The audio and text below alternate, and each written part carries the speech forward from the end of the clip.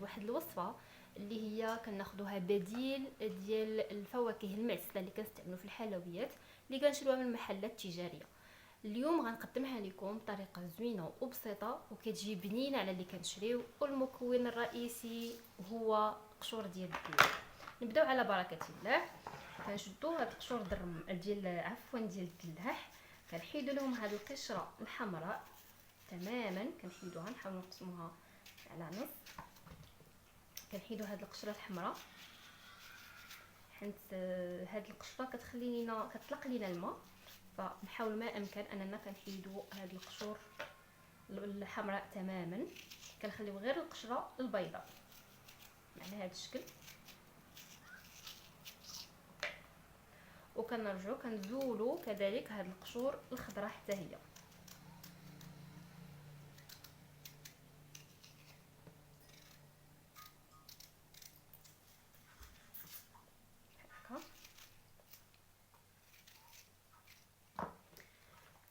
كندوزو القطعه الثانيه. صراحه كيجيو بنان، كيجيو معسلين، كيجيو رائعين، احسن بكثير من اللي كنشريو من على برا. وحتى من ناحيه الكميه كديري الكميه اللي بغيتي، بالنكهه اللي بغيتي، بالحجم اللي بغيتي، فانتي كتحكمي في هاد الاختيارات. انتي كتكوني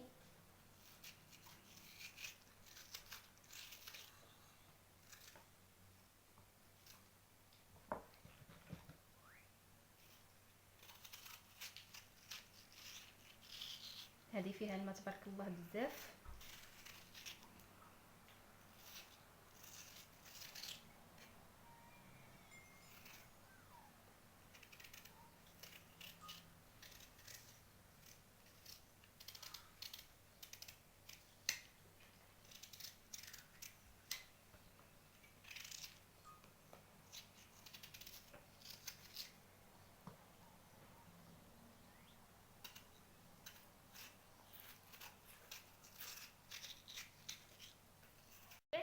ما زولنا ليهم ديك القشره. انا ديجا بديت كنقطع وما تصورش هاد الفيديو مزيان، وغادي جيت مع الكماله كنقطعوهم بحال هذا الشكل، مربعات كبارين متوسطين على حساب كيف ما كناخذوهم. مره كتلقاوهم في لي بواط مربعات صغار على حساب التقطيع كيفاش تيكون. من بعد كندوزو للمرحله المواليه اللي هي غادي نضيفو واحد ساشي ديال الفاني. اولا كنديروهم في الطنجره اللي غادي نسلقوهم فيها، وكنوضعوهم كنضيفوا عليهم واحد ساشي ديال الفاني، وكنضيفوا الماء القياس اللي غادي يغطي لينا الوجه ديال هاد القشور. وكندوزو نديروهم فوق البوطه حتى يغلاو، ومن بعد نرجعو نتلاقاو ان شاء الله. من بعد كنديروهم فوق البوطه يغلاو حتى كيتغير اللون ديالهم، كيوليو كيدخلهم الماء مزيان وكيتغير اللون ديالهم، كيكونوا غاديين مايلين شويه الصفوريه، يعني كيكونوا صافي بداو كيدبالوا، بداو كيدخلهم داك الغليان. ومن بعد غندوزو ان شاء الله للمرحله المواليه. من بعد ما دازت تقريبا واحد 20 دقيقه حتى 25 دقيقه، كتشوفوا الشكل ديالهم كيصبح تغير اللون ديالهم، تيتنفخوا. ومني كنقيسوهم بيدينا كتشوفوهم كنقيسوهم كنلقاهم ارتابوا، وتقريبا يعني كيف ما كنشريوهم تيكونوا رطبين وشادين في راسهم امام طون. دابا في هذه المرحله غادي ندوزو غنصفيوهم، ومن بعد ما يتصفاو غادي نتلاقاو باش نكملوا بقيه الوصفه. كيف ما الزيتون اللي كيبدا يشرب الماء كنضيفو في هاد الاثناء غادي نضيفو واحد معلقه ديال الجليكوز. كتضيفوا واحد التعليكه نعمرو بشويه ديال الماء باش ما كيلصقش،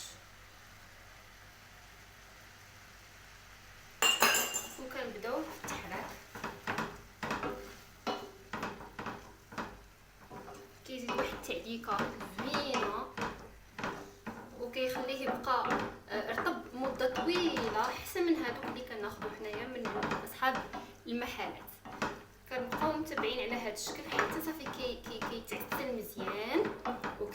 خلطنا كامل ومن بعد ندوزو للمرحله الاخيره. ملي كيتعسل كينشف من الماء كيصبح على هذا الشكل. الان غادي ندوزو للمرحله الاخيره اللي غادي نقوموا بتنكيه ديال هاد القشور ديال اولا لي فروي كونفي. من بعد ما تعسلوا وقسمناهم على هذا الشكل على ثلاثه ديال الاجزاء، وكل جزء غادي نكهوه بنكهه مختلفه. هنا اختاريت النكهه ديال الفراز وكنديروها كنفضلوا اننا نديروها وهما سخان باش يشدوا لينا اللون مزيان.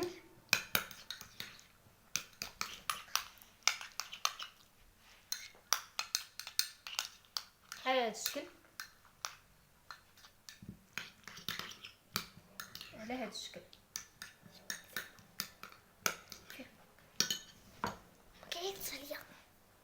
وكنضيفوا النكهه الاخرى ديال الحامض باش يعطينا اللون الاصفر، والنكهه ديال الحامض.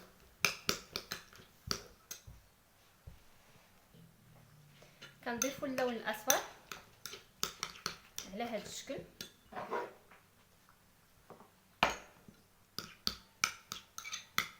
كنخلطوه مزيان بحال هكا، كيعطينا واحد الريحه زوينه ولوين كذلك رائع. البنات راه ماما. وكندوزو للنكهه الثالثه. للاسف ما كانش عندي النكهه ديال البيستاش اللي بالملون، قلبت عليه في الحوانت اللي حدايا ما عندهمش، فقررت انني ندير نكهه البيستاش. ومن بعد منين نتحصل على هذيك النكهه ديال اللون غادي نستعملها ان شاء الله. نعاود ندير وحدين اخرين وندير معهم اللون الاخضر، مع كيف ما كنعرفوا الالوان الثلاثه المعروفه اخضر احمر واصفر. بهذا الشكل هذا خلطنا بهذا الشكل هذا غادي نكونوا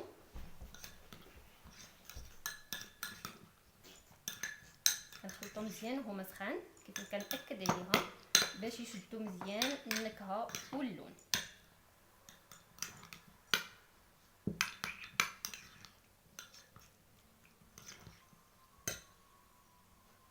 وفي النهايه عزيزاتي المشاهدات كيف ما كتشوفوا ها النتيجه من بعد ما ضفنا لهم المنكهات وخلطناهم وخليناهم يرتاحوا شويه. كنتمنى من الله يعجبكم وتجربوهم، واكيد غادي يعجبوكم.